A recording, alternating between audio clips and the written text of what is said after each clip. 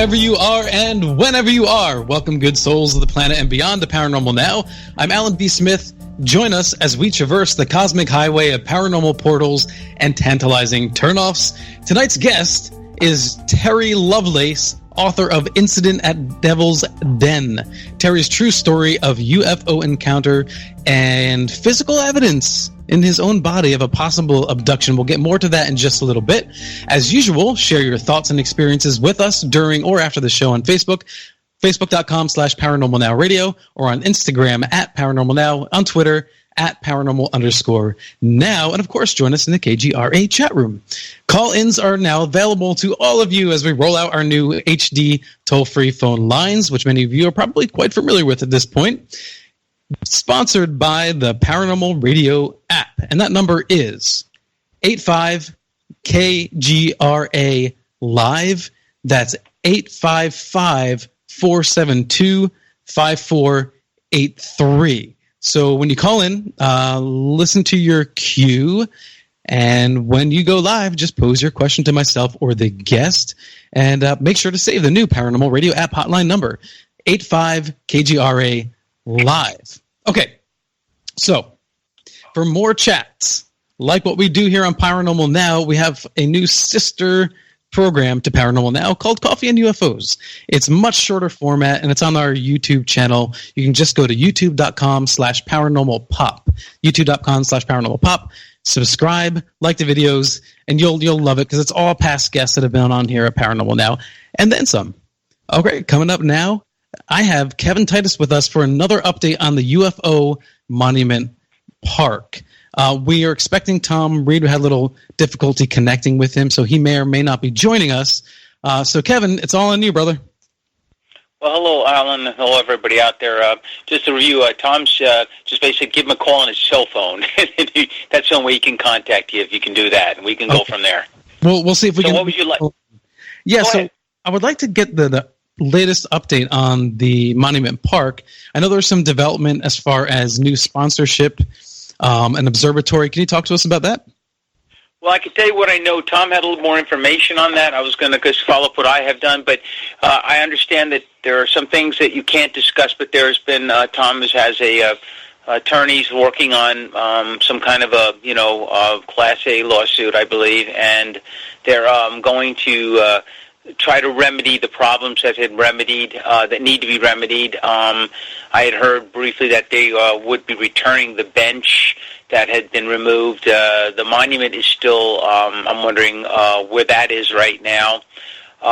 There was also some updates as to what news media has been getting in touch to tell more of the true story that is going on right now, and I think that that's a very important part, that a lot of the news media is beginning to understand what this is really about. And I think Thom can tell you that, I could tell you what I've done in the past, but there hasn't been much lately on my side other than, being the judge that signed the document that, made this park reality and true historical event.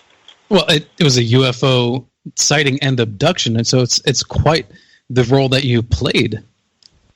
Yes, it's the thing is, as being I'm also a historian, and the event took place 50 years ago. Of course, you know that, and this is the 50th anniversary this year. And Thom, his family and mine have been very close, and he asked me to get involved in doing the research, which I did for some years now. And when I finally was able to obtain actual documents, both government and things from Thom's family and the state of Massachusetts, such as the governor's signature, I was able to investigate the matter thoroughly to absolutely be able to put my seal and hand on it with the Hall of Fame, was the UFO Hall of Fame Museum in Roswell, and it made it internationally famous now, and it's now becoming accepted for what it is, for its historical significance. And I can tell you that for years we have been working and maintaining that park, and there are so many people involved in it. I mean, we have celebrities involved that own several of the seats out there, the benches, and the solar lights, and I mean, there's so much investment. You're talking about major people involved in this, and I think Thom wanted to discuss a little bit more about one of a certain reporter, who I'm not sure who that was, that has not been very supportive of Thom or the park. And I believe that a lot of the articles that may have been written from this person or persons were pretty bad taste, and they affected everybody involved in the UFO park and such. About a month ago, I met with our congressman, and of course, I live out of state, so I wasn't quite sure, where to go with it. But he was very interested and had a unique angle on how he could help us. And, we met, Travis was with me, Travis and the daughter-in-law of Merle Haggard, and we went to dinner at the Concord Marina. And he started to take a real interest in the fact that once he found out that the UFO Monument Park was actually owned and incorporated in the state where he's the congressman. Therefore, I pay taxes here, but the park also, it's tax exempt, but it's in Massachusetts. But in other words, there was a connection there. And so I had another really good talk with his office today. And so we do have our congressman here taking an active role in seeing the return of this monument, which I thought was quite unique. I wasn't sure how that would pan out. The other thing I wanted to mention, our lawyer has been, as you know, working very closely with Sheffield's attorney, Mark Reich. And one of the issues that we had, and I think I touched on this last week, was that a lot of the letters that were going out, we'd get in the 11th hour, something would change all the time. So my attorney would send something out, he'd get a response. Mm-hmm. And so it turned out that with all the documentation that had been sitting in our law firm and that we had and everything, it was almost impossible to go much further in this current situation.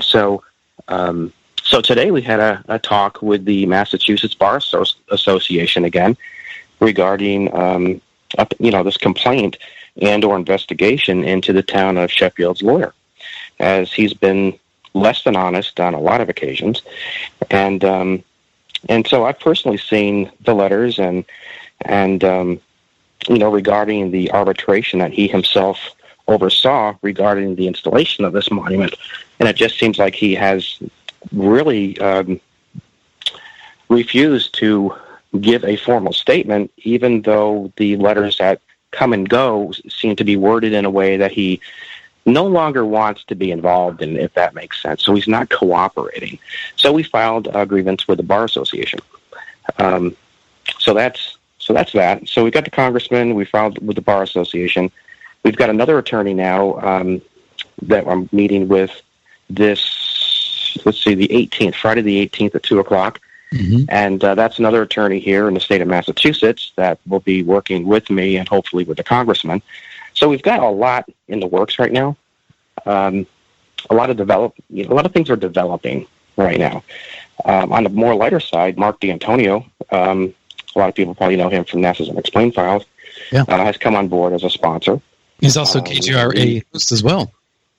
Yeah, he's a cool guy, a good friend of mine.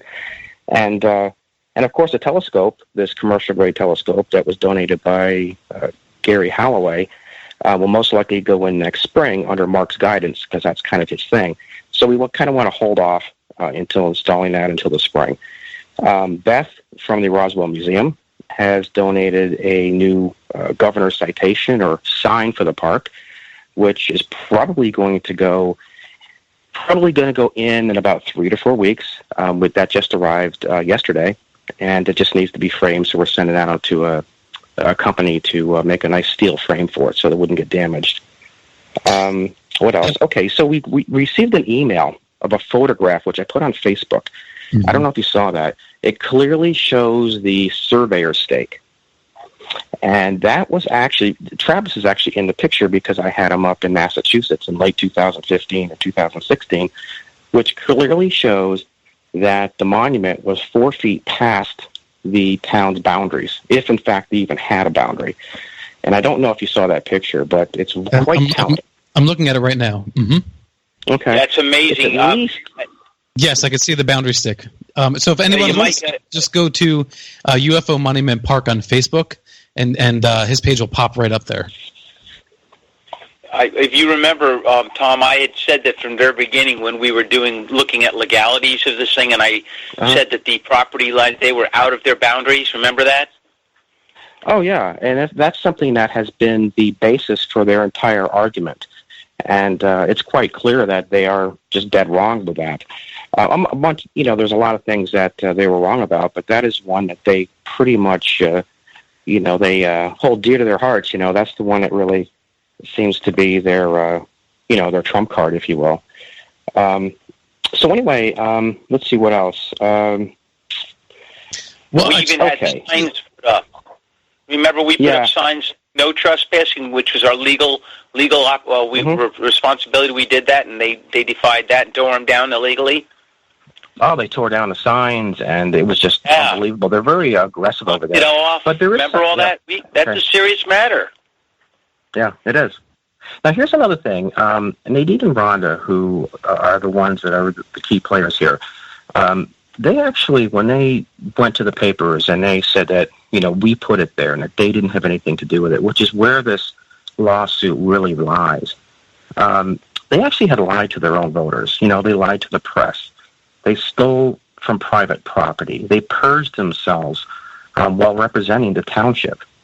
And something that was mentioned to me yesterday is that history is much larger than Nadine and Rhonda. Mm-hmm. And they are not going to win this thing. You can't prevent history when it's been written in your own backyard.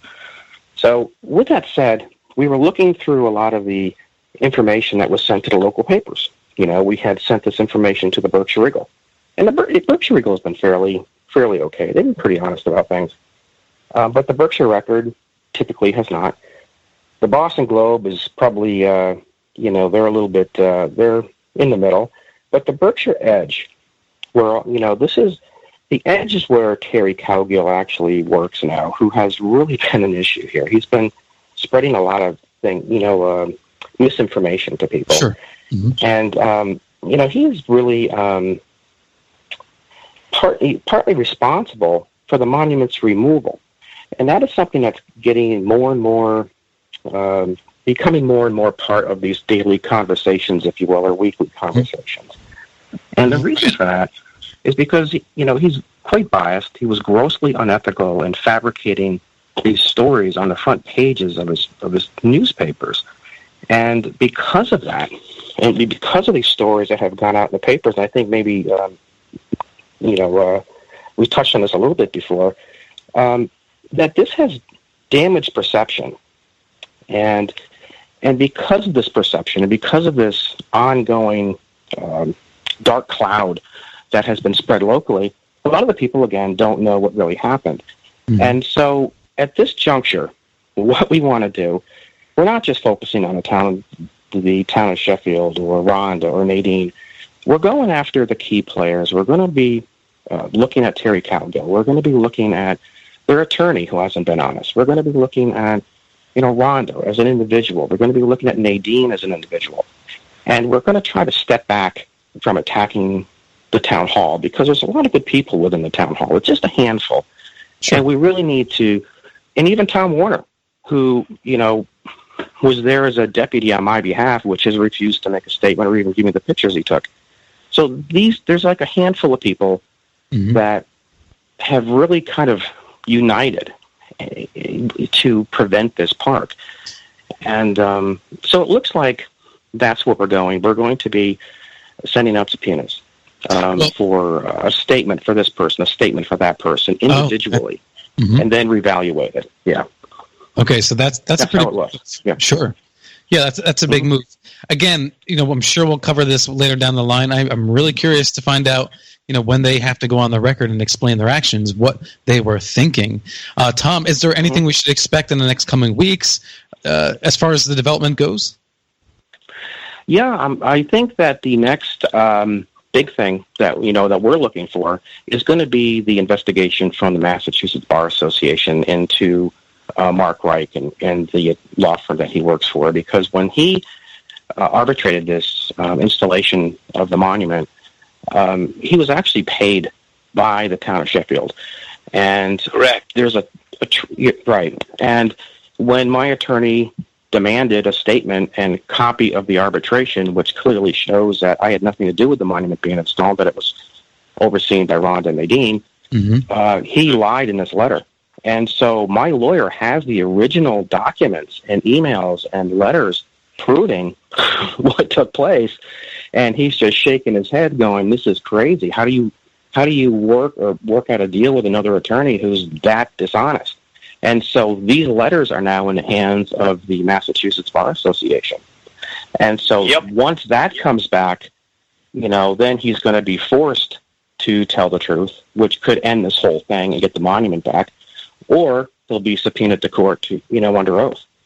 So that's the next and Thom and I had even tried to go to the various courts up there in Berkshire County earlier this year, and they just completely tried to move him out of the way, so to speak. You could tell that they were deliberately did not want to do anything about it. And I even had said that if any of this kind of thing had came over to the border in my home state, in Connecticut, I would have guaranteed that several of these people would have already been charged one way or the other by now. Yeah. That's just politically charged. And I think pretty much everybody knows that. Right. Well, thank you so much, guys, for coming on. I really appreciate the update. There's more to come on this story, I know, so we'll keep it going. And Thom, as usual, if anything comes up you want me to share, please let me know. Thank you, sir. Thanks for having me on. All right, cool. Thanks, Kevin. Thanks, Thom. Have a good night. Guys. Thank you. Bye-bye now. All right. I have to tell you, I'm very happy that Mark D'Antonio is supporting this. And he's I think, about 30 miles away, 30 minutes away, was it? I can't remember. He's pretty close. He's pretty close to the Monument Park. And he's going to help them with a donated telescope. So they're going to have like a little mini observatory in the park. I don't know when that's going to happen, but that's already been set in motion. KGRA is supporting this park.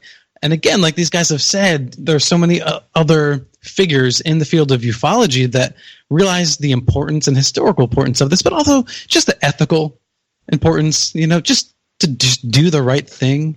And unfortunately, some players on the other end of this just seem to be not crossing their T's and dotting their I's, and a little bit of backpedaling, and it's a little shady. But we'll see how it plays out. My next guest. Now, this is a very fascinating story, and I'm not sure how many have heard Terry Lovelace's story, but he has a lot to share with us.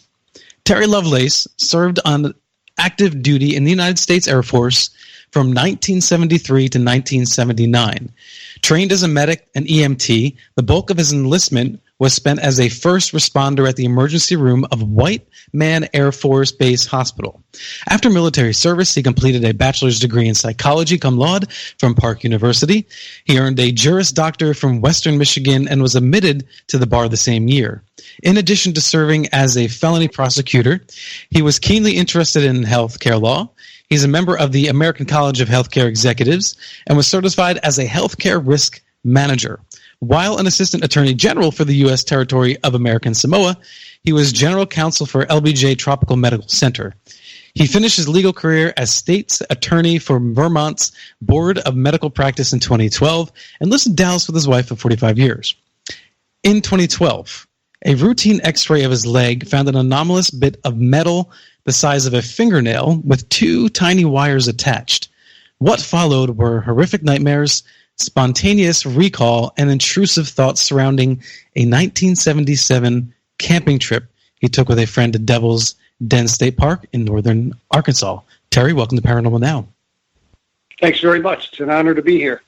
Absolutely. So, was there anything that we missed in your bio that you'd like to highlight? No, I think that's it. I think that covers everything that's relevant. It's a bit of a long story, but I'm here to answer every question you can pose. Right. I was going to say there's a lot to pack in here. So, what happened at Devil's Den? What happened at Devil's Den, I really should set it up first, and that is that I worked in that emergency room for 4 years with my best friend. I refer to him in the book as Tobias. Mm-hmm. He has since deceased, and there's some peculiarities about that I can go into, but later. Let's get to the story. He approached me one night about 2 a.m. in 1977, in about March or early April, and said, "Hey, man, I got an idea. Let's go camping." And I'm like, "What, are you nuts?" You know, he was from Flint, Michigan. I was from St. Louis City. I'd never been camping in my life. He'd never been camping in his life. And I'm like, what are you talking about? Because I did not understand. Now, I did have a reputation as being an amateur photographer. And we both lived at Whiteman Air Force Base in NCO housing. It was a nuclear base at the time. I think it still is. I think today, Whiteman Air Force Base houses the B-2 stealth bombers. When we were there, it housed a squadron of B-52 bombers loaded with nukes and a squadron of Minuteman II ICBM missiles spread out over the farmland. So, it's not the kind of place that I could get out with a camera and do very much. So, he kind of convinced me that it made sense because I wanted to photograph wildlife, that we make this trip south, just past the Arkansas border, and go camping. And that we not stay at a campground.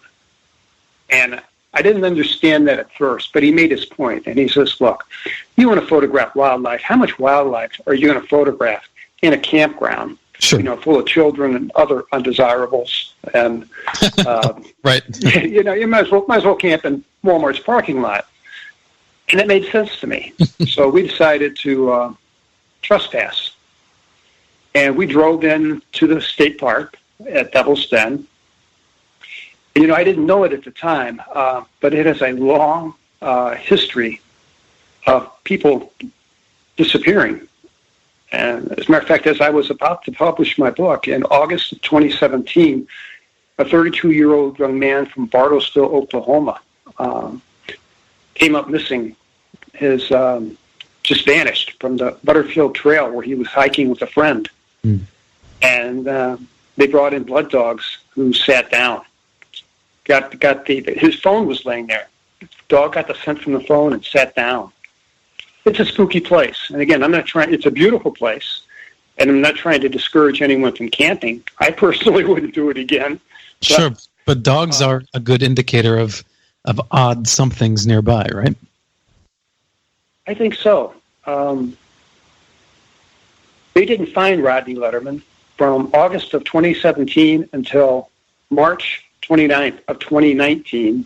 Mm-hmm. The crown of his skull was found sitting on a log about 5 feet off the Butterfield Trail where he went missing, on a place that had been searched hundreds of times and was open and obvious in lawyer talk, open and obvious. Anyone that walked by could see it laying there. So it's strange, just a lot of strange anomalies going back to 1946 that I could find and document. The Native American tribes consider it to be cursed ground. I spoke with people from the Caddo tribe and Kahino tribe and was told that they don't go there unless it's to transit through the area. Well, Terry, are you familiar with David? Are you familiar with David Paulides? I am familiar with David Paulides, and his fourth book, I believe, is called "The Devil Is in the Details." Mm-hmm. And boy, I can tell you, I don't know where these 3,000 or 4,000 people that have popped up missing from camps and lakes and areas with the name Devil in it. Uh-huh. But I can tell you, I might have a clue based on my experience. The thought of a place being evil kind of fascinated me, and I contacted the anthropology department where my son went to college and talked to a professor of anthropology there and asked him about this place. And he said the area is curious in that they found Neolithic remains all around the park, but none inside the park. And that's very curious. Mm-hmm. So let me get back to my story. I apologize. I digress. We drove into the park, and we went to seek a piece of high ground, because that would be the best for me to photograph wildlife. And we found the ideal spot. Mm-hmm.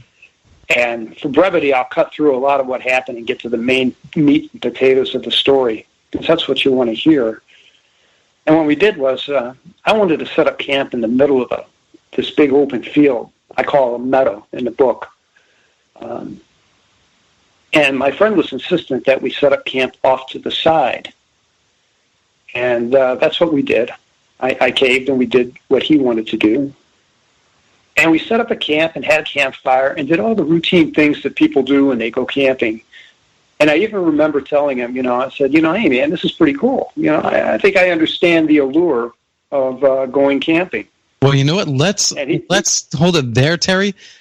We are actually at the break, so we have to go, but we will come right back, and we'll pick it up from where you set up camp there. This is Alan B. Smith for Paranormal Now on KGRA Radio. I'm speaking with Terry Lovelace, and we'll be getting to so much more detail of this strange phenomena that occurred to Terry, and very personally so to Terry.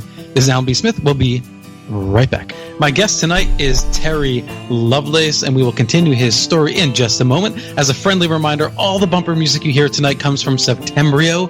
That's Septembrio with a Y.com. And later in the show, we will be taking lines, open lines, phone calls, your questions. Why not just ask your question to the guest instead of typing it? My thumbs are tired from typing all day. Why don't you take a break too? All right. So Terry Lovelace, let's pick it up where we were, and you were just setting up camp, right? Thanks, Alan. Yeah, we were just setting up camp.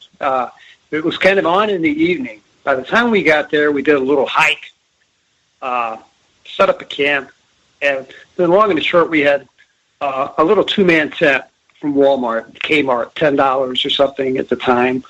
Some blow-up air mattresses, and just bare essentials for 2 nights. And we'd never been camping before, but, it ain't rocket science, so I thought we did okay. And we were sitting on these air mattresses, and I believe, as I said, I commented to my friend on how nice it was.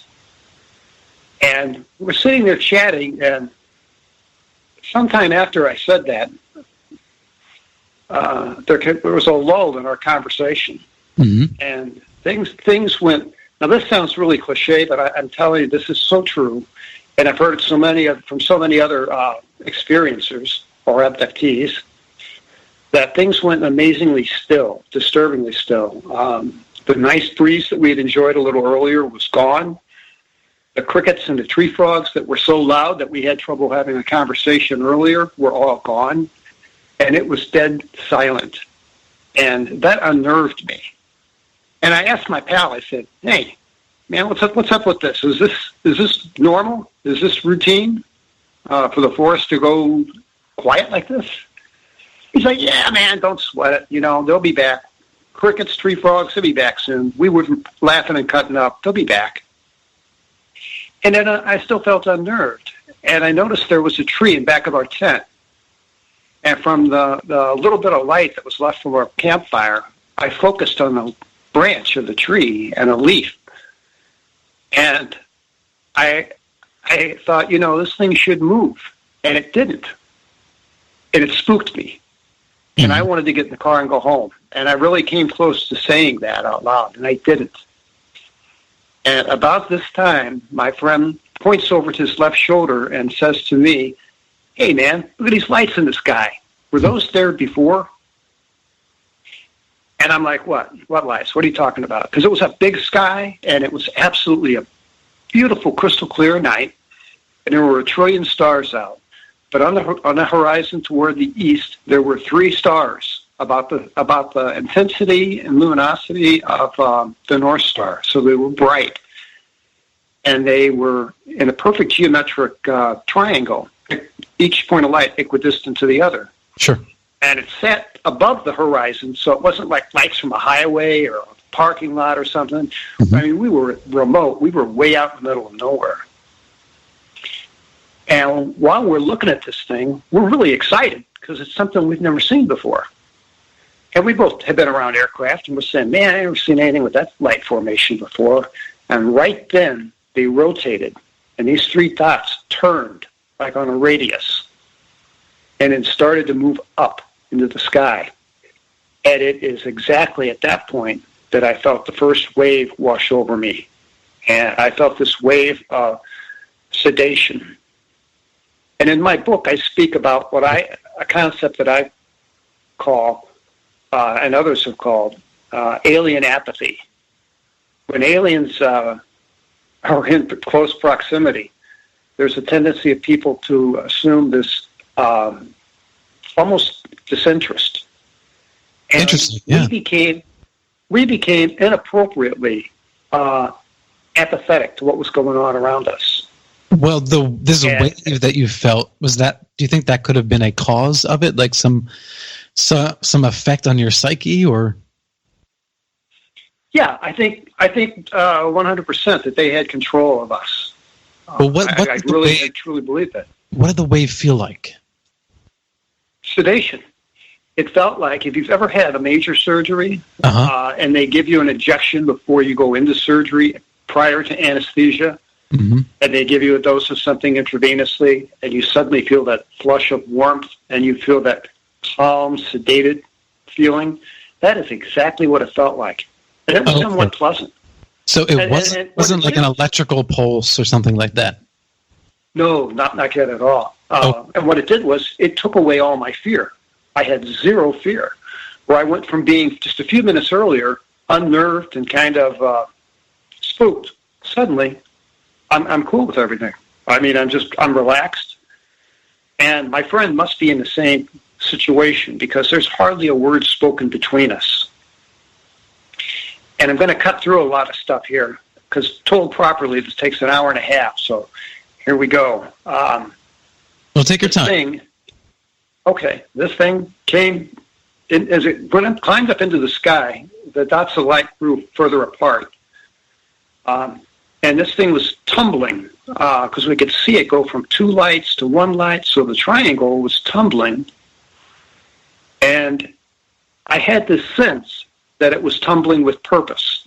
And I can't really explain that emotion, but it was like this thing was obviously controlled intelligently. And that didn't unnerve me.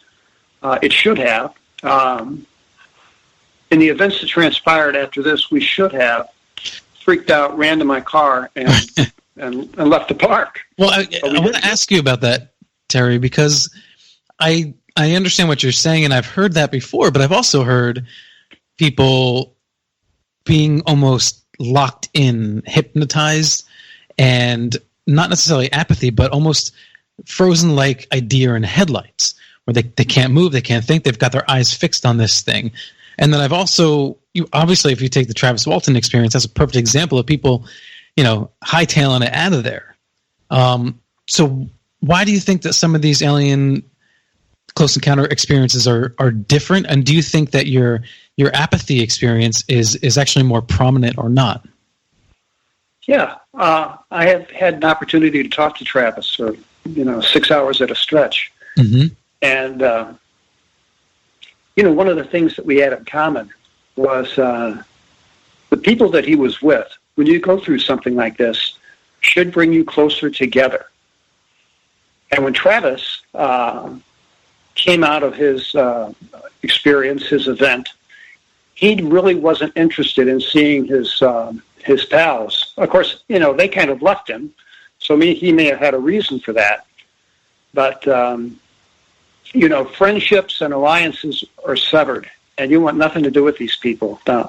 I'm camping with my buddy here, and this guy is my best friend, and after this event, I didn't want to see the guy.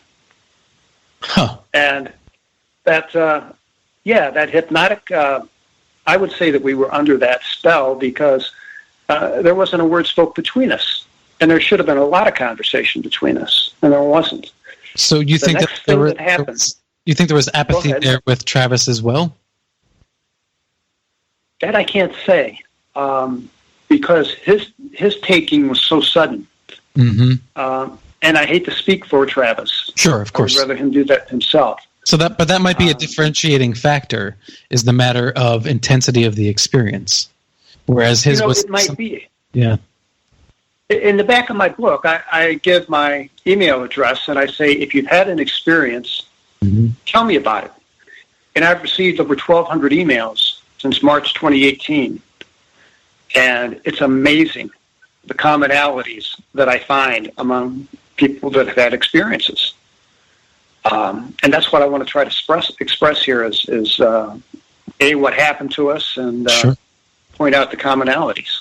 Okay, great. So we watched this thing get bigger, and it was obviously a solid object because the sky was blue, and this thing was jet black in between the stars. And as it moved past a field of stars, they would block out as it passed by, and then pop back on after it had moved past. And it gained from the horizon to over our campsite in the span of about a quarter hour.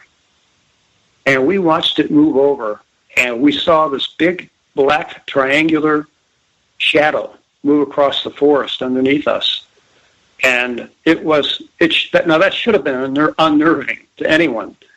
But I watched it and was fascinated, but again, no fear, and felt no need to discuss it at all. And it ended up that this thing, which I described as being a city block long on each leg of the triangle, parked about 3,000 feet over our heads. Now, this thing was enormous, and it should have been seen and reported in 5 counties, and it wasn't. And I don't know how that could possibly happened, but that's what happened.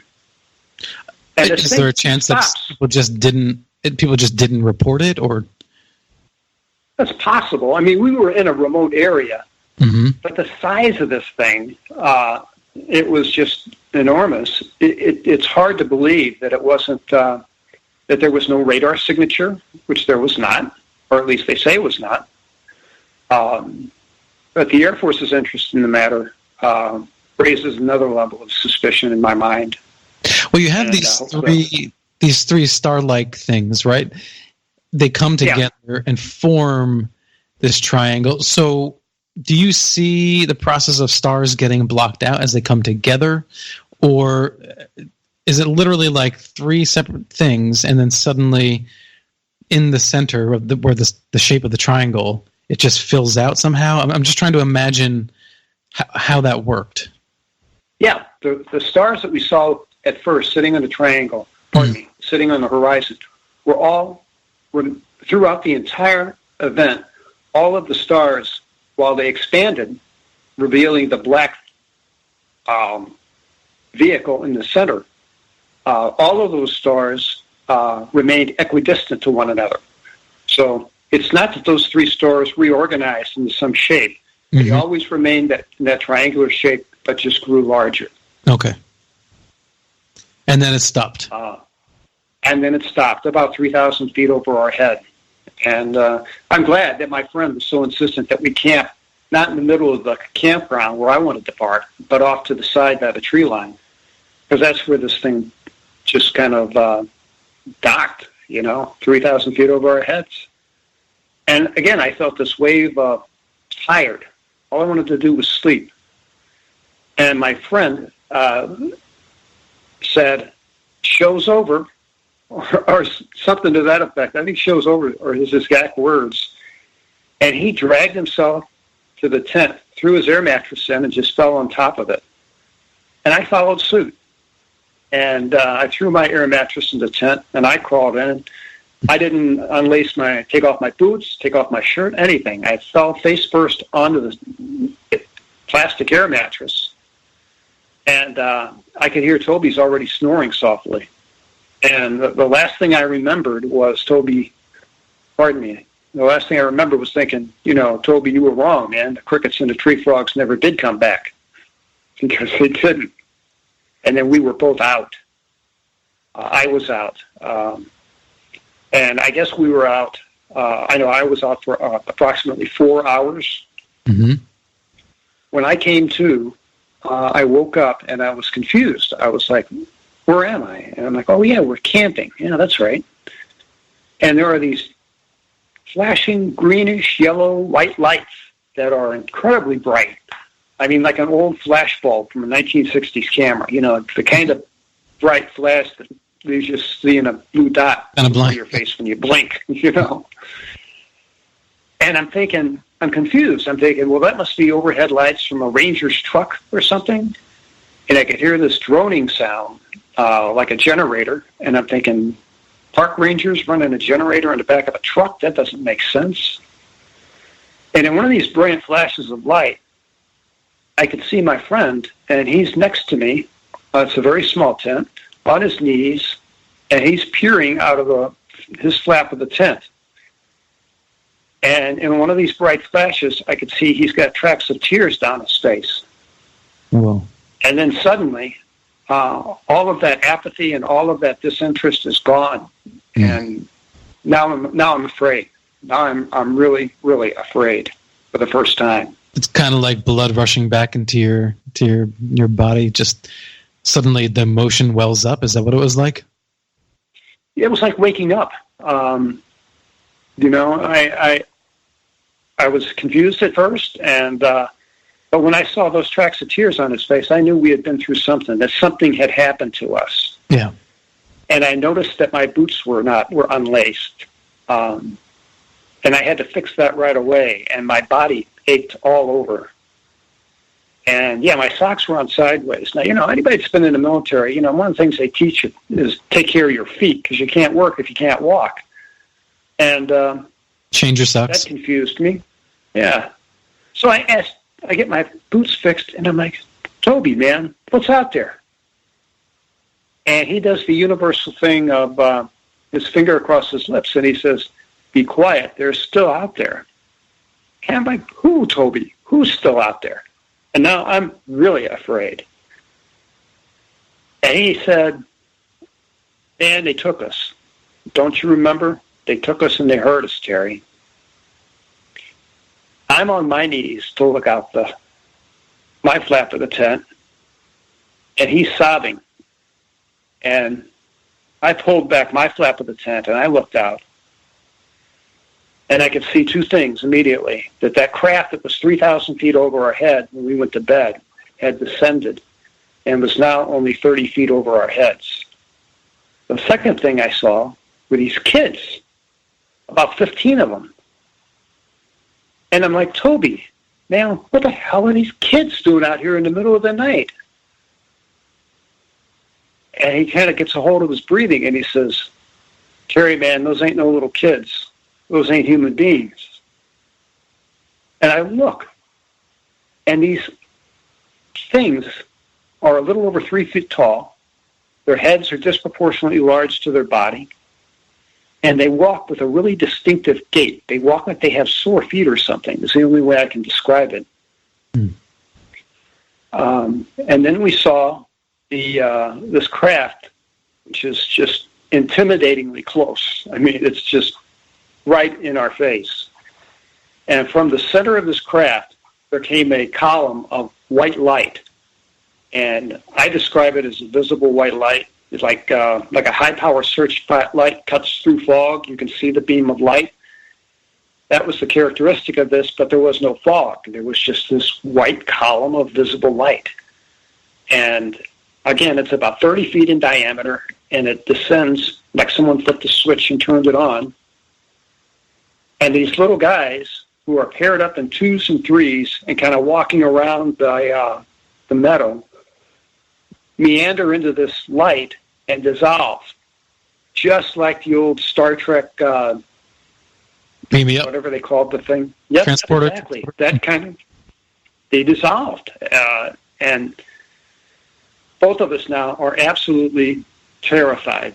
And the thought of leaving the tent was just, I could not even fathom leaving the cover of that tent, because I felt to be outside, I'd be vulnerable. And we watched the last of these two little guys get dissolved into this thing. That droning sound that was so loud stopped.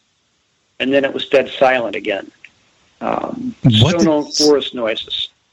What did these little guys look like besides the large head? Spindly bodies. Arms were disproportionately long to their legs.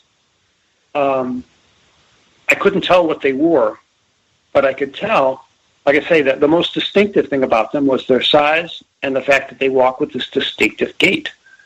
You said their knees bent the right way. Like sort of, so it was almost like the ground was too much for them to walk on. Yeah. And could you tell if they were wearing any shoes or anything like that? They appeared to be all gray to me, and they weren't close enough that I could see if that was a garment or just their normal, complexion. Right, like a onesie or... Sure. Okay, so did you get any sense of communication from them in that moment? No, none. None. Okay. All we saw was the last two guys dissolve. The noise stopped. The lights on the corner, on the apex of each triangle, or each point of the triangle, and the craft, I should mention, is 5 stories tall. It's absolutely enormous. It's identical to one that was seen over the Hudson area, New York. Oh, okay. Yeah. That's nearby us. Yep. And I saw this thing. We saw this thing. We watched it together as it took off. And, I mean, it didn't take off like an Atlas rocket. It just kind of lifted off like a hot air balloon and rose up into the sky, disappeared. And you said the droning sound, that also dissipated? Yeah, that stopped abruptly. When the light went out, that stopped. And the light that I could see, of course, we were so close we could only see clearly one point of the triangle, and it was emitting colored lights. And when the droning sound and that column of light stopped, the lights on each point changed to pure white.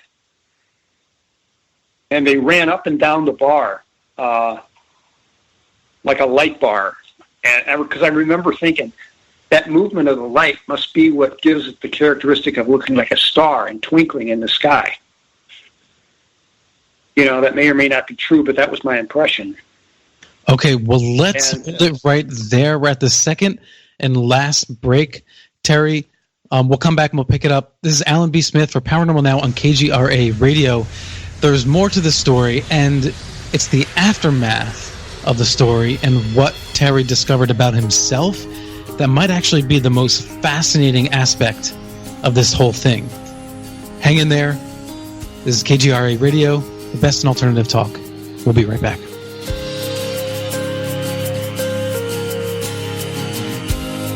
On and again, the signs keep on coming, they point to the end, but I hold on so tight. On and again, the signs keep on coming, they point to the end, but I hold on so tight. Back and forth in my mind, beating conclusions I don't want to find, 'cause I know it's not right. Welcome back to Paranormal Now. This is Alan B. Smith, your host. All right, second hour. What does that mean? That means the Paranormal Radio app HD phone lines will be open in just a few. So, if you want to call in and ask Terry Lovelace your questions, call 85-KGRA-LIVE. That's 855-472-5483. Listen to your cue to call in, pose your questions to the guest or myself, and make sure to save the new Paranormal Radio app hotline, 85-KGRA-LIVE. And taking us out of the break was, once again, Septembrio. And it's funny, Race and I were just commenting that we believe January Waits, which is what you just heard, is our favorite song by Septembrio. I really love that one. So if you want to find out more about those guys and support them, you can go to septembrio.com. Okay, so Terry, welcome back once again. Where Thank we you, left It's it. good to be here. No, I appreciate it. Thank you. We left it off. The craft was just starting to rise. Yes. We had rolled over on our backs and stuck our heads out of the tent. And we watched it take off like a hot air balloon and kind of twist a little bit, and slowly at first, but then picked up speed and went straight up. And those points of light did appear to twinkle once it gained probably about 10,000 feet or more. So, and how does one guess at the height? 10,000 feet, you said. You know, I only say that because I've done some skydiving. Mm-hmm. And when I do free falls, this is, many 35 years ago, I used to wear, I started off doing static line at 5,000 feet and then worked my way up to 10,000 with an altimeter on my chest. So, I can estimate that, I spent 6 years sitting on a flight line, in an ambulance around aircraft and the like. So yeah. I had some clue to make a reasonable guess, but that's all it is a reasonable guess. Sure. Well, I went skydiving once for my 18th birthday, so that doesn't make me qualified. I went with my father, and we had to do tandem. Of course, he was a Marine, so he has his own experience doing that. Of course, my mom was very happy about that, I'm sure. Yeah, but isn't it great when your feet hit the ground? Don't you feel 10 feet tall? It was a surreal experience. Okay, so at the time I'm 18, and I'm using all kinds of different superlatives, and we actually recorded this on VHS tape. We hired someone to dive with us. Yeah. And I remember it got to the point where when I got down to the bottom, all I could say, I was just speechless. I just said, "That was so rad. That was so rad." It was such a rush, and the most beautiful part is when you pull the lines and you coast down, and it's so quiet. I mean, it's so peaceful up there. Yeah, once the canopy fills, it's just silent, and the view is spectacular. All right. So 10,000 feet. And then what happened? I mean, this thing went straight up and disappeared. What happened was we were so afraid that we sat in that tent for some period of time. Like I said, I didn't want to go out in the open. And, today, one of the things that's changed in my life is I will not be out in open spaces alone. I will walk around, a big open field rather than cut across, because since this event, I'm uncomfortable being out in the open alone. But we eventually pulled our stuff together. We left everything that we had there at the campsite and ran for my car. Got in my car, and with Toby's help, because he was an unerring sense of direction, and he was able to navigate me out of the park, even though it was nighttime. And we drove back to the base. And he was hurt. We were both hurt. He was hurt worse than I was, though. And he was curled into a fetal position on the seat next to me. And that's when I felt this... I had felt this emotion that I just couldn't reconcile, that I didn't want anything to do with the guy. And I don't understand that then, and I don't understand that today. But that was the emotion that I felt. And I think that that's something that they have the power to do to us. I really believe that.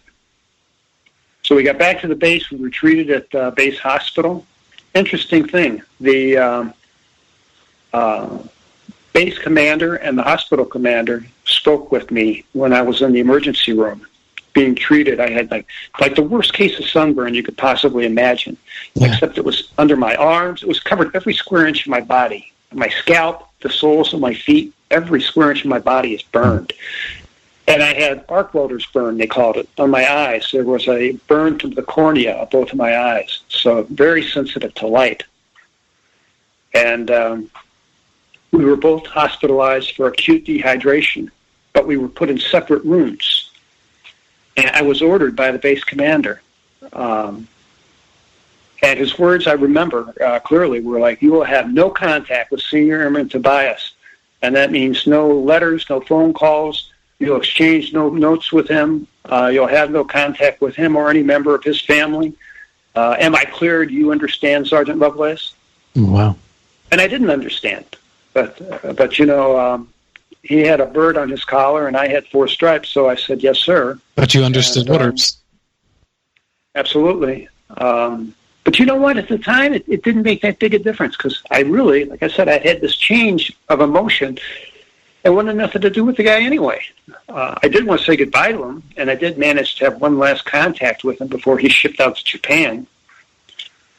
I might mention that my friend's life fell apart, and I attribute his decline to what happened to us that day. Do you think that it was the actual experience herself, or not knowing how to deal with it, or suppressing it afterwards? The suppression of the memory is a bad thing, because by suppressing the memories, my undergraduate degree is in psychology. I'm not a psychologist.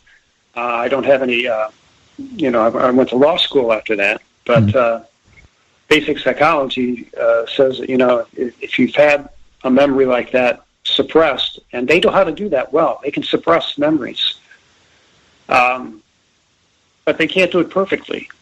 And as those things leak up into your conscious mind, you have to deal with it. You have to process it somehow.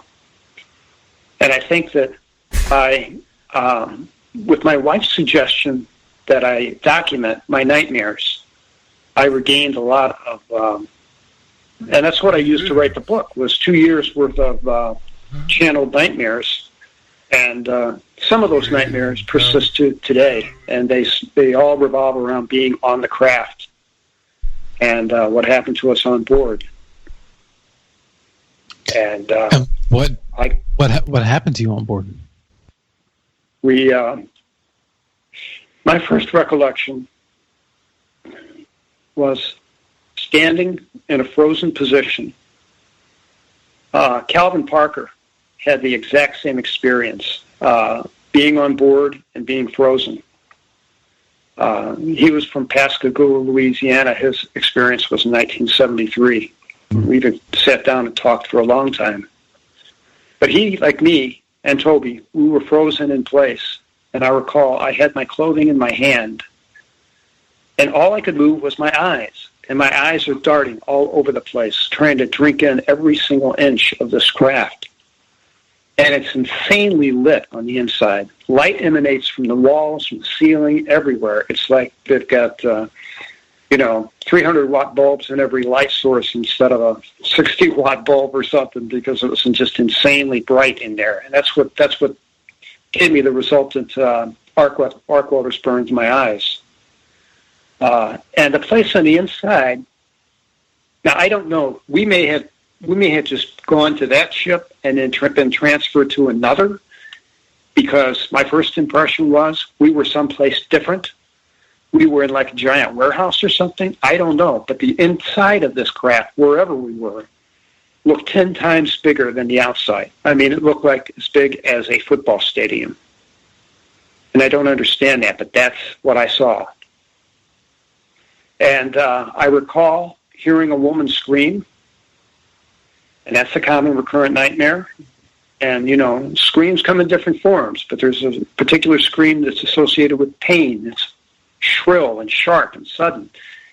And that's what I heard. And I was so scared. There was no alien apathy at this point. And, I sure could have used a dose of whatever they gave us when we were on the ground, because I was absolutely terrified. And then I heard my buddy. He was gone. He was no longer next to me. And I heard him screaming, oh my God, no, no, no. And then nothing. And then it was my turn. And then I was on a table. And I was stiff like a plank of wood. And it didn't restrain me or anything. They just, the little gray guys maneuvered me and placed me on a table that looked like white porcelain. And I remember being shocked at how warm it was. And it was warm, I thought, because there's probably been several bodies lying on this thing. And that freaked me out. And they were doing something to my lower spine. The thing that I saw at my feet, manipulating something on my back with help from the little gray guys, was an insectoid. And what did an insectoid look like to you? This thing that I'd nicknamed Dr. Bug. I spoke with Jane Neely, who had a similar experience. She called her guy the Surgeon General, and I nicknamed mine Dr. Bug, but we both saw the same entity. It was 7 foot tall, and it looked like a praying mantis. And I picture it in a white lab coat, but I'm not sure if my mind just supplied that to help me process it or what. But I was screaming, and I was filling my lungs with air, and I would scream as loud as I could, and nothing would come out of my mouth. And I didn't understand that. I continued screaming, and I was hoarse for 3 or 4 days after this. And at one point, my screaming must have annoyed Dr. Bug, because this thing turned this green insectoid-looking triangular-shaped head with these 2 bulbous eyes in my direction, and I heard him in my head. I mean, I heard him with crystal clarity say, "Stop screaming. Why do you scream? You know we don't harm you. You know we take you back. Stop screaming." And he tapped me on the head with something, and I was out. The other memory, real quick, I want to add, because I think it's important, is Sure. While we were standing there looking around, frozen, before they marched us. Well, they didn't march us. We were like frozen, and we were somehow gliding. I assumed we were on like a motorized walkway, like at the airport or something. And very strange experience. And there was this other guy. As I'm looking around trying to drink in everything with my eyes, I see this guy who's 6 foot tall, with a pinkish chalky complexion, wearing a gray, like a suit, like a uniform of some kind. And this guy's obviously in charge. I mean, you can tell a person of authority by the way they carry themselves, and this guy obviously was someone in a position of authority. And by happenstance, as I'm turning my eye as far left as I can, he turns his head, and by happenstance, we locked eyes. And this is a common nightmare that I wake up from screaming. Was the second that we locked eyes, this guy was in my head, and I knew he was in my head. And he downloaded all of my memories, and I saw my entire life. And he knows my dreams, my wife, my desires, my secrets. He knows everything about me. And I'm staring him in these black eyes that wrap around the side of his face like Ray-Bans. And all that I get back from my eyes is raw intellect. And it's that lack of emotion mirrored back from him that frightened me so much. Because I knew that if they wanted to, they could dispatch us, without a second thought. We were like, I use this analogy often. My assessment has softened somewhat over 40 years. I'm not as angry with them as I used to be, because they did let me live, and I had an opportunity to, from age 22 until age 65, have a good life. And I'm grateful that they didn't kill me. Gratitude is a very powerful emotion, if you can categorize it as such. And so I wonder, if you put the gratitude aside, were they doing something wrong to you? Absolutely. I mean, I think the softening is probably a combination of Stockholm syndrome and just my brain's way of processing all of this so I can live with it. My children knew nothing about. I've been married to my wife for 44 years now, so she was with me throughout this event in 1977. Okay. And my children knew nothing about this, but they knew that I had screaming nightmares once or twice a year. I would have to get up and turn on every light in the house and walk around without 45. Did you tell your wife right after the event, or did it take some time? I told her what I could remember.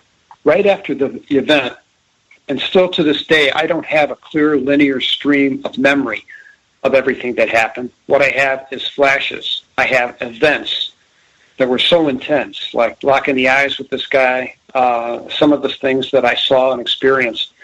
Those are the things that I had in my conscious memory. And then the OSI, the United States Air Force's Office of Special Investigation, interrogated me with sodium amytal. Oh, jeez.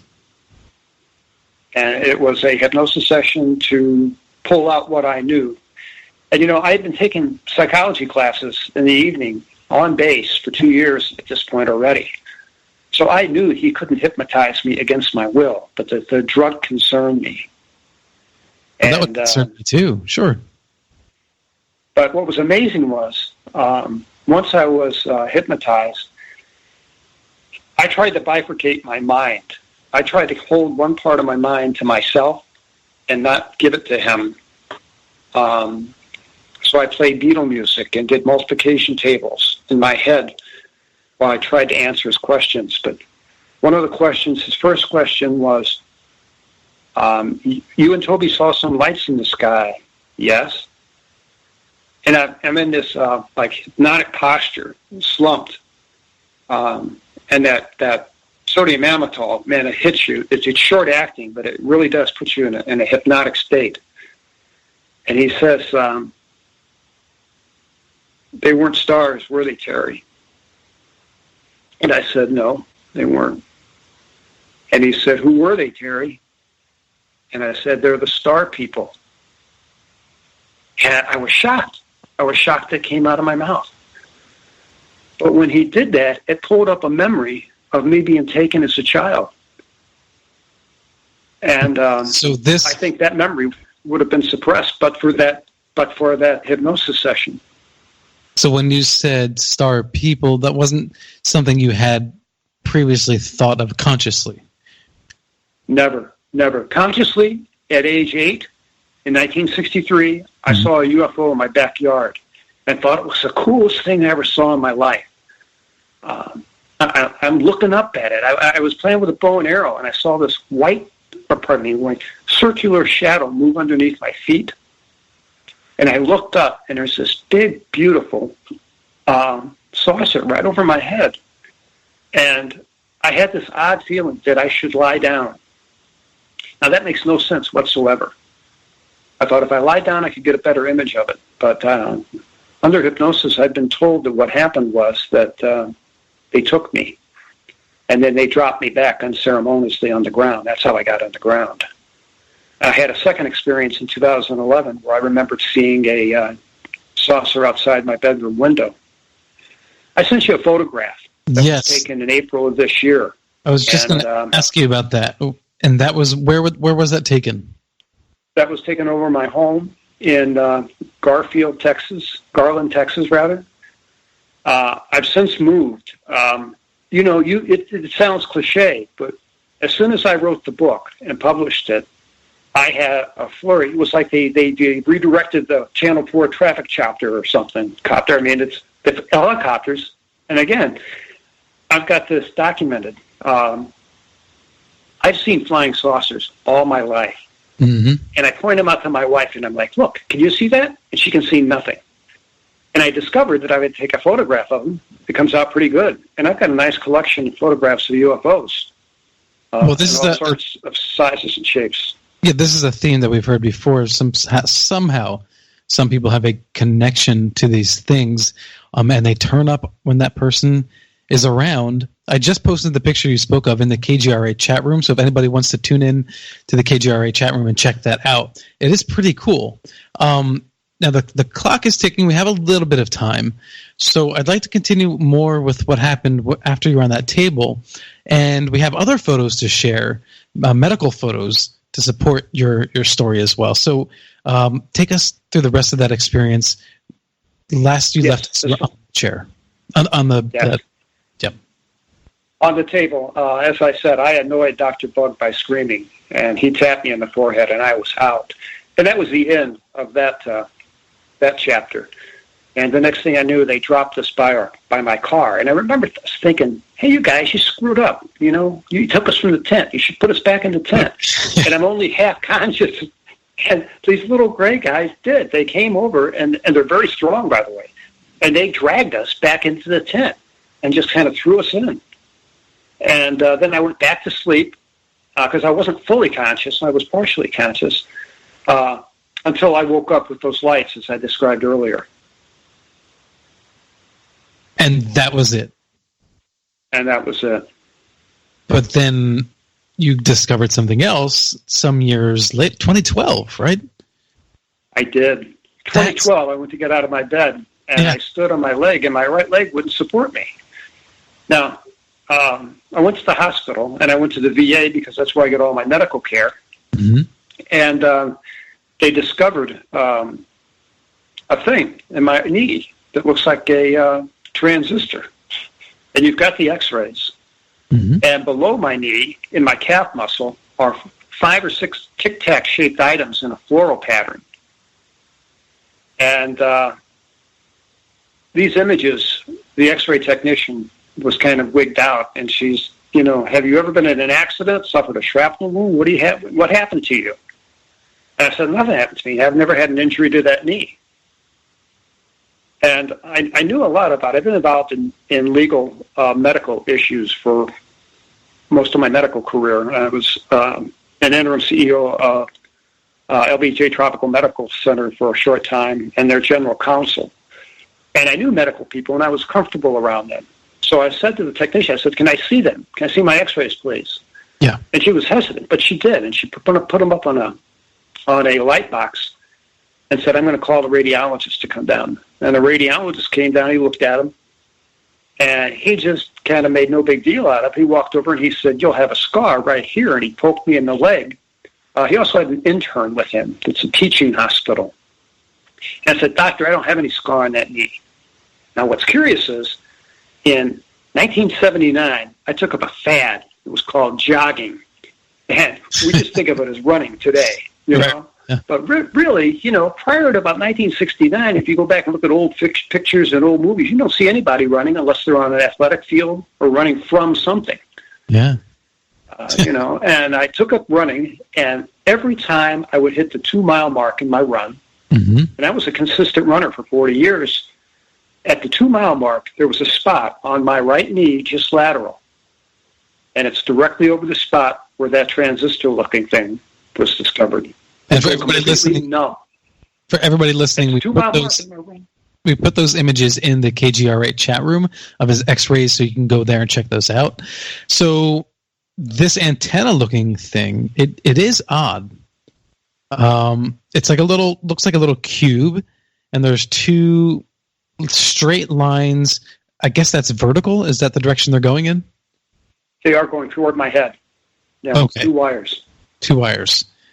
Okay, so now you've got the pictures of these odd things inside your body. What do you do next? Well, the first thing I want to do is get them out of my body, and the sooner the better.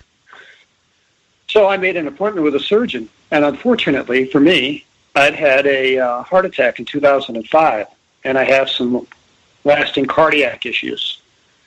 And they're like, you know, sure, the surgeons were enthused. They wanted to take it out and examine it, you know. I was insistent on a chain of custody, you know, but like any forensic, you know, you take a bullet from somebody, you have to follow a chain of custody. They know how to do that. But I wanted to make sure I had it in my hands. I wanted to hold on to it for some reason.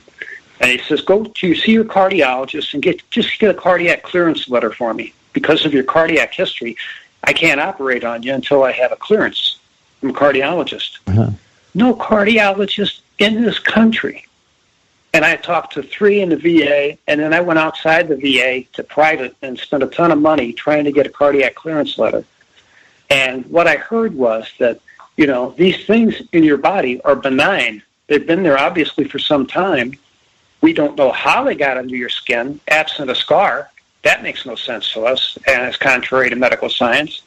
But these things, you know, the standard of care in this country is that if it's benign, let it lie. That the risk of surgery outweighed the benefit of removing them. Now, I can't tell by looking at the pictures, but is there any inflammation associated with these objects? Yeah, it no looks inflammation whatsoever. It just looks like it's floating there. Yeah. And so they couldn't find any evidence on, epidermal evidence of a contusion or something.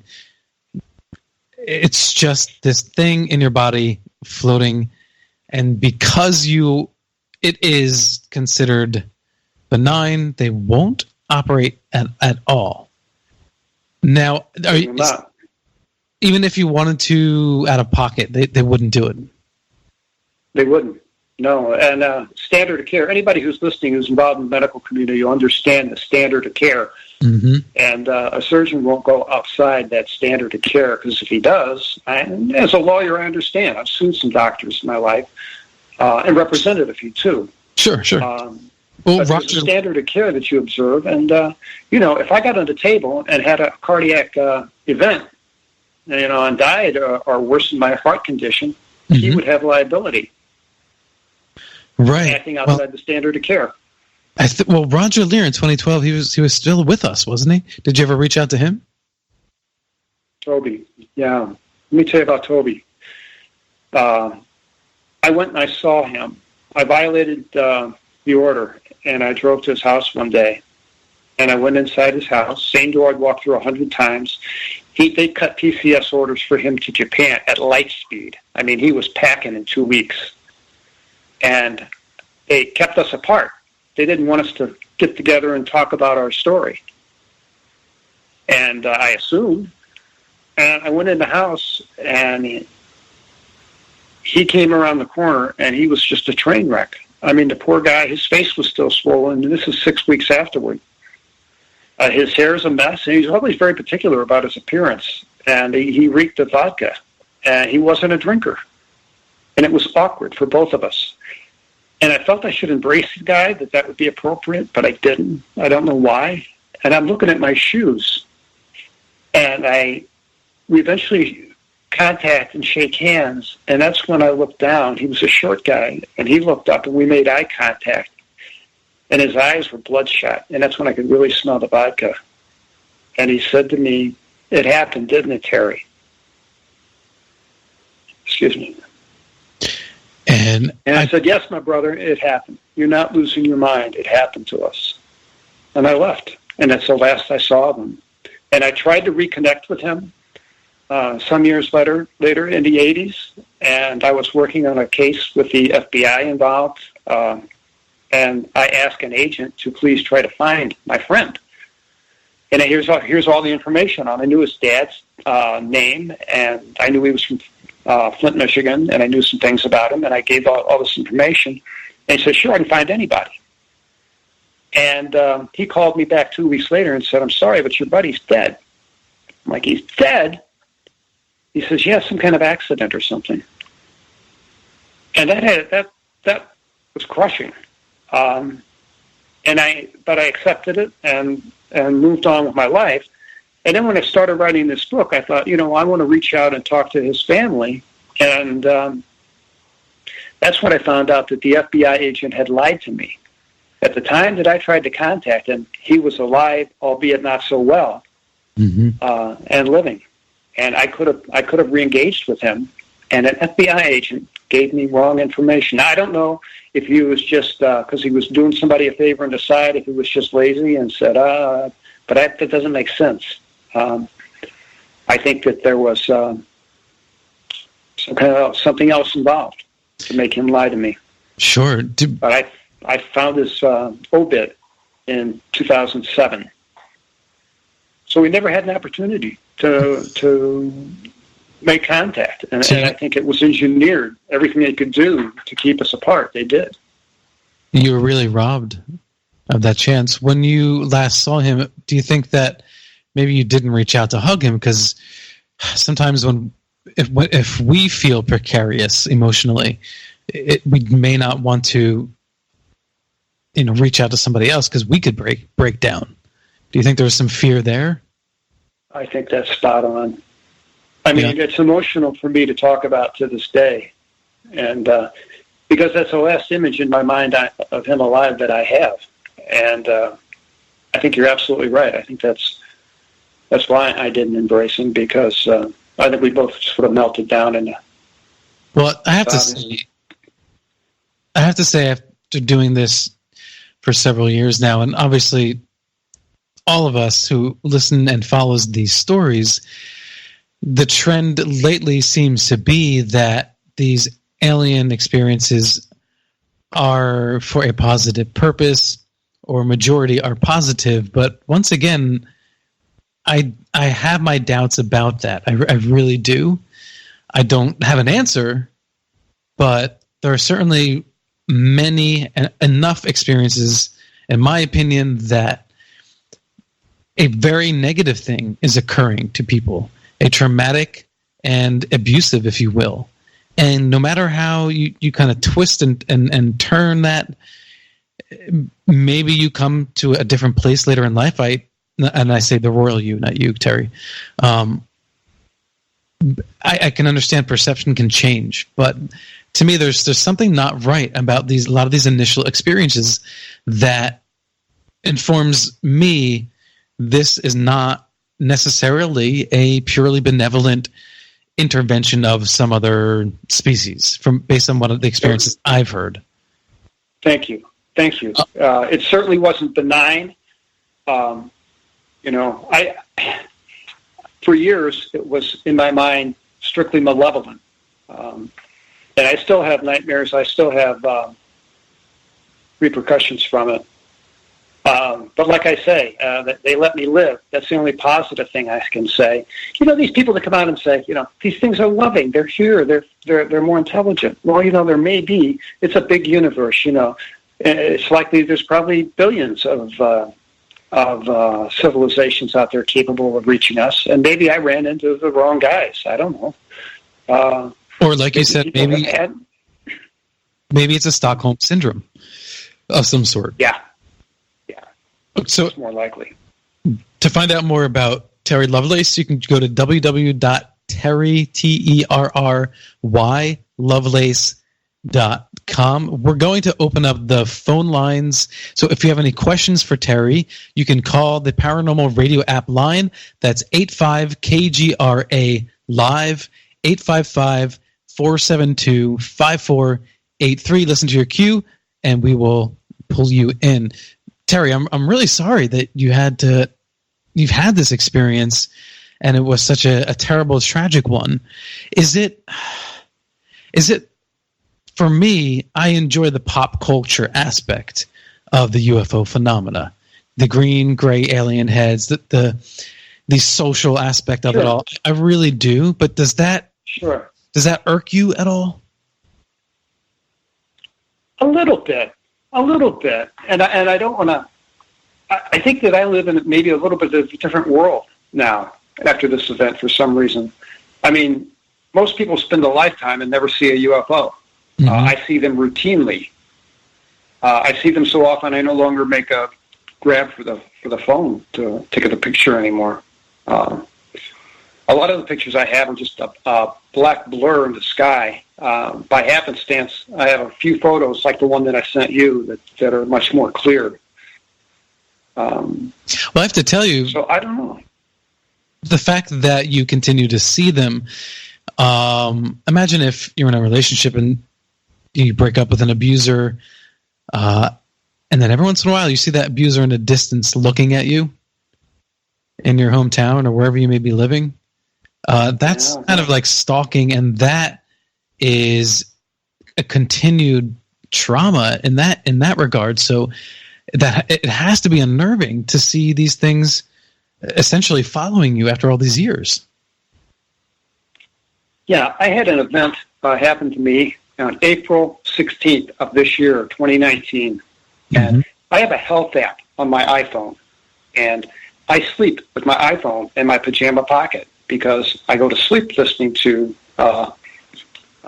different kinds of tapes or programs designed to think positive, and that helps me go to sleep. Sure. And I woke up at 6 a.m., 5:55 on my phone, And I felt like I'd run a 100-yard dash, and told my wife, I think I'm having a heart attack. And she called 911. And they came and they got me and took me to the hospital. And I wasn't having a heart attack. I was just out of breath. Crazy. Made no sense. They sent me home, and I clock a mile and a half a day on my walk. And I went to my iPhone to see, because I knew I hadn't walked more than about 20 paces. So I was going to go on my evening walk. And when I hit my phone, I noticed that it said that there's stairs. There's an app that tells you how many paces you've walked, and then if you climb stairs, it tells you how many flights of stairs. Sure. My phone showed that at 5:24 a.m., when I was supposedly asleep next to my wife, I climbed 6 flights of stairs in 1 minute. If you go to the graph, where the graph on the left side represents height, and the graph at the bottom represents time. If I climbed 6 flights of stairs, and I lived in a 1-story ranch, if I climbed 6 flights of stairs, I would do that over a period of minutes, and there would be a stair step like thing on the graph. And it'd be exhausting. Straight bar. Yeah, going straight up. And I took it to T-Mobile, and the guy says, looks like you were 60 feet over your house at 5:24 a.m. And he says, got to be something wrong with the phone. They had Apple check it out. Nothing wrong with the phone. They can't explain it. I can't explain it. But they're still involved in my life. That's the wind-up of it. And I think they will be. Yeah, Terry, I'm going to ask you an unorthodox question from the chat room, and it's certainly not meant to be offensive. It's just a biological question. So sure. I'll condense it for you. Essentially, at nighttime, when the human body is exposed to cold, it can cause someone to have the sensation to have to go to the bathroom, number one, to pee. And crafts are often described as being cold as well. Did you ever have a sensation, like a physical sensation in your body that, is suddenly out of key with a normal night's sleep for you? Did you have yes. It's like, I've got to go to the bathroom or something else? No, what I had was thirst. I was as thirsty as I'd ever been in my life. Okay. Mm-hmm. I'm talking post-event, 1977. Right. So I remember Travis Walton was extraordinarily thirsty post-event as well, and he obviously was malnutritioned. Were you physically malnutritioned at all, or?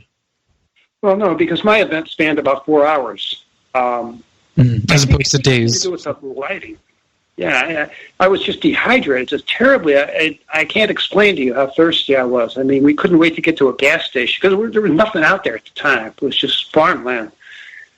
And I remember running to the bathroom, the men's room at the gas station, putting my hand under this grungy faucet and just drinking and drinking and drinking. And I didn't know it, but they diagnosed me as acutely ill with dehydration and had 2 IVs in me running full tilt.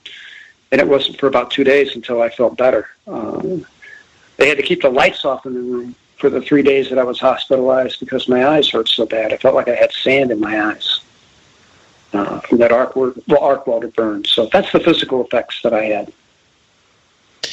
And no other physical effects except for what you found in your body years later. Yes. So what did you do next with these supposed implants if you couldn't have them operated on? I spoke with someone affiliated with TTSA. Tom DeLong called me in April of 2018, about a month after I published my book. And we spoke and for quite a while. And he was very kind. And the TTSA people, I spent 2 days with Lou Nunez at my home just in June of this year, filming an episode of Unbelievable or something. I apologize. I'm embarrassed to admit that I don't have cable and I don't watch TV. Well, I don't think you should be embarrassed. I think you should be proud of yourself because it's hard to cut the cable. it's annoying to me. I can't stand commercials. But gosh. Anyway, the guys from TTSA, one of them helped me with the VA and was able to obtain an oblique shot X-ray of my leg that I did not previously have. And from that, with the help of a radiologist, was able to triangulate and verify that object that looks like a computer chip was indeed inside my leg as opposed to being underneath it or something, or in my clothing or whatever, and verified it was 1.5 inches in my leg. A computer chip. I was grateful for that help. So it's confirmed to be a computer chip? No, I refer to it as that. The guys from TTSA, one of them was referred to it as an RIFD, which is a chip implanted to monitor things. It's like what they put in animals to track them. And I had a buddy, still do, who is in Treasury Department. Went to law school with the guy. And I asked him, I said, I know the BATF has the world's largest collection of electronic devices since the Lockerbie, Scotland crash. They have a database of every transistor, every resistor, every single electrical component you can think of that's been manufactured. They have it in a database. And the thing that was in my leg is not in a database. That's really fascinating. All right, so you have this record. I guess you're at a dead end at that point, huh? Well, yeah. And in my book, I describe the event where I lost the chip. After I made the commitment to go to Mexico to have it removed, I had an intervention with a alien entity in my home who advised me not to do that and told me that her people did not want that thing to fall into the hands of, to quote, terrestrial scientists. Now, that's hard to believe. That's a wild stretch, I know. But that's what happened, and I explain it in my book. And I woke up a couple weeks later and had terrible pain in my legs. And I woke up and I told my wife. They came and they took their merchandise back. And I went out and, try to find an X-ray on the man. You can't do it. But I stumbled into this chiropractor's office, and I had copies on copy paper of both of these objects, the ones above and below, in my hand. And I didn't have an appointment. I waited 40 minutes to see him. And I saw the chiropractor, and he says, "Where do you hurt?" And I said, "Well, I hurt in my legs today. Actually, my problem is I need to get an X-ray because I had these alien implants in my leg, and I think they came in the middle of the night and took them out of me, and I need to find out." And he's got me by the elbow, and he's walking me to the door, thinking I'm crazy. But I knew that chiropractors look at hundreds of X-rays a week, and I held these pieces of paper up in front of his face, and he stopped dead in his tracks. And he says, "Come on into my office."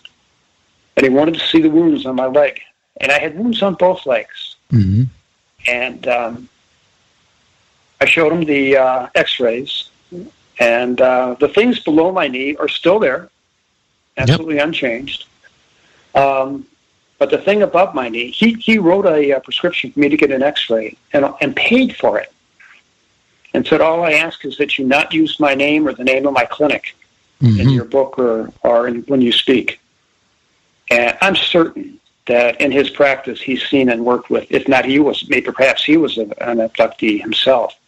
Yeah. But he had an amazing amount of empathy for me in my situation. And he was able to verify that, that thing that looks like the size of your fingernail, that's gone.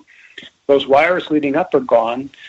But I have 2 tiny wires inside me still that lie parallel to my femur that shouldn't be there. This is just so... I didn't see him at first. And the chiropractor said, "Well, did you see your X-rays?" And I'm like, "Yeah, I'm kind of disappointed in a way, but I'm kind of glad to have the thing out of my body." And he says, "Well, they left you something." And that's where he told me to look. And I'm like, "Doc, if these things are, a million rungs up the evolutionary ladder from where we are, how in the world could they be so inept as to leave these two wires inside me? And he said, they didn't leave them inside you. He said, they're not inept. He says, they gave you an upgrade. They took out their 1977 model and gave you a 2017 model. Right. I mean, it sounds intentional. It sounds like an upgrade.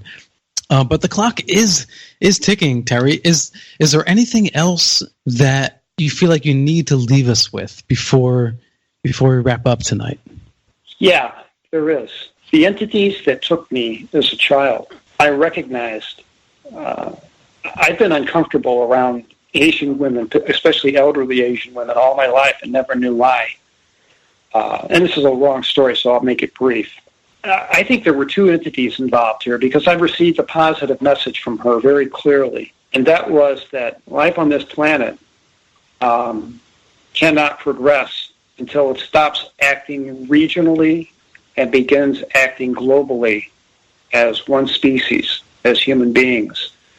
And only at that point will humanity advance. And I remember in this telepathic conversation with her asking me, and what if we don't? She said, well, humanity will self-destruct, like other civilizations have. Like other civilizations. And, yeah, that had a profound effect on me. Yeah. And, maybe we shouldn't be building walls. Maybe we should be reaching out and I don't know. Do you think that we should be looking to colonize planets in the future to keep on Earth, take care of Earth, but to move out there and live elsewhere in the cosmos? Yeah, we have to, and it'll happen. It has to happen. And if you look at the last 125 years and look at the progress that we've made, imagine what Earth is only 1/3 of the age of the universe. We're going around roughly 4 billion years, and the universe is 14 billion years old. So we're the newcomers on the block, and if we continue to progress, if our ethics can progress with our knowledge and technology, then we have an opportunity maybe to join a universal community. But if we don't, I fear that she's probably right, that, something bad event will happen. I think that it's and Stephen Hawking said that it's imperative for the human race to survive that we reach out and colonize other planets. It's going to happen, and interstellar transportation is will happen. I know people say, "Well, the light speed, forget it." Well, assuming we can survive as a species for a few 100 million years, then we have to get out of here. Otherwise, we're going to start getting burnt up. So that does make sense, but I think the bigger fear is will we destroy ourselves? Well, I sat 6 years and worked around nuclear weapons, and I had an opportunity, if you want to call it that. A missile technician fell inside one of these silos, and I went to a Minuteman II missile silo and took the elevator with one button going down, and there's this gleaming. It looks like they put like wax on it. Beautiful white missile, 60 foot long, with USAF proudly on it in red letters and or alphabetical characters. And I'm thinking this thing has 5 nuclear warheads that can be independently targeted. Each one many, many times more powerful than the nuclear bomb. These were thermonuclear warheads. Terry, no, go ahead. Yeah. No, I was just going to say it's a chilling thing to touch it and think, my God, we made this. Mankind made this thing.